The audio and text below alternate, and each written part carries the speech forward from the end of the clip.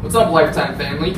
Personal trainer Zinni. I'm personal trainer Ali. I'll be doing most of the demonstration today. The explanation will be coming from my man Zinni over here. What you're looking at is the first installment of Fitness Tip Fridays. We'll be going over a bunch of common exercises we see here around the club. We're going to be going over them in great detail, hopefully giving you some more knowledge to add to your own personal routine.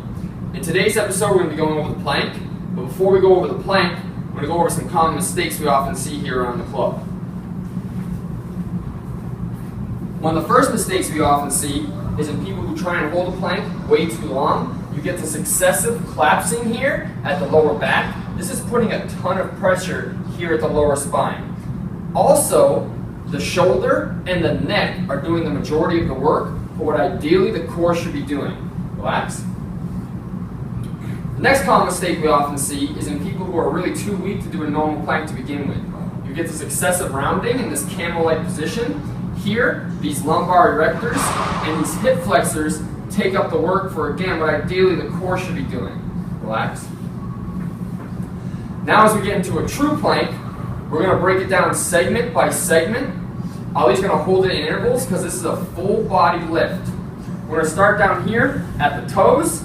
As you can see, he's pulling his toes in toward his shin, really getting this anterior tib or the front of his shins engaged. Relax. As we move up this chain, we're going to see he has his knees flexed and his glutes engaged. Relax. As we move to his midsection, we're really focused on this deep, forceful, but controlled breathing. He's trying to create a lot of inter-abdominal pressure by filling his lower pelvic region and his lower abdomen with forceful but controlled breaths. As you can see, he can only hold this for about 10 seconds because this is a full body contraction. As we move up to the shoulder region, Ali is actively pushing away from the floor. He's getting his shoulder to move around his rib cage, and again, he's still taking those deep, forceful but controlled breaths, really warming up his core, getting his entire body activated. Relax. Finally, we'll look at the head. And Ali is in this double chin position. He's not excessively tucking his chin, but he's tucking his chin to get his deep neck flexors involved, finishing off the entire chain. Relax. One more time, he's going to demonstrate this lift. Again, it's only about 10 seconds. He's really focusing on his breathing. He'll take about 2 or 3 deep, controlled breaths with forceful exhalations.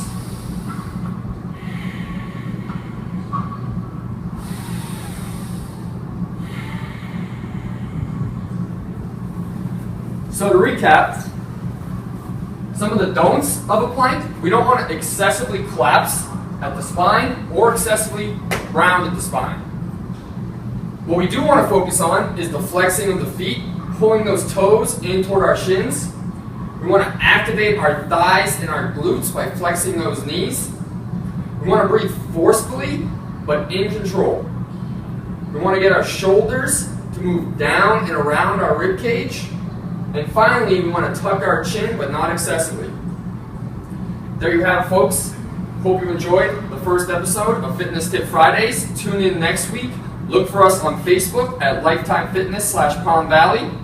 Thank you guys so much for joining us today. Big thanks to Zinni for the great explanation. Again, if you have any questions, please let myself, Zinni, or any of the other trainers know. We're more than willing to help. I appreciate you guys putting in the effort. Continuously do so day in and day out. Have a good one. AZPV out!